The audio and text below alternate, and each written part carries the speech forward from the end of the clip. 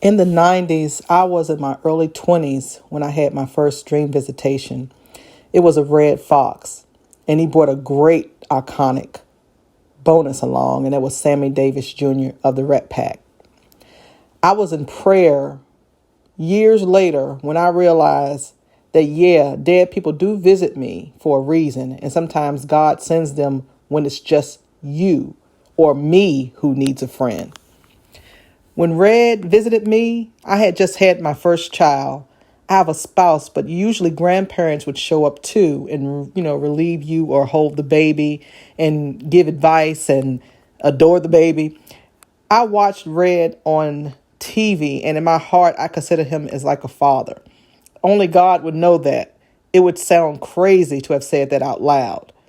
When I woke up, it felt like the way that God meant it to feel, like Pops just left. Okay, with Bernie Mac, on my MySpace page, I remember talking about wanting to meet Bernie one day. And with Tupac and Muhammad Ali, God sent them based on my need. But I never asked God to send dead people or for these people in particular.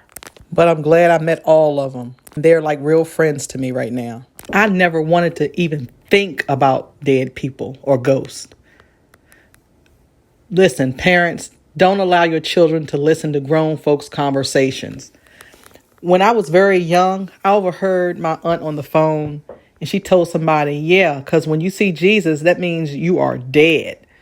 I thought, what? I was scared out of my mind. I was scared to open the doors, the closet doors, and I was scared about what was around each corner.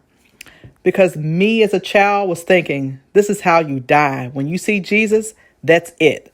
So no, I never wanted to see Jesus, and I never wanted to see spirits or ghosts or any of that. And I never wanted them to visit me, famous or otherwise. But it has become comforting for the dead to see me 24/7 and still mess with me regardless of what's going on. And I am reminded about John 11:25, where it says, Jesus said to her, I am the resurrection and the life. Anyone who believes in me will live even though they die. And I pray each of you will consider praying tonight and become closer to God. He created you, knows all of your faults, and still loves you. Only those who believe will live even though they die. With love, Brenda.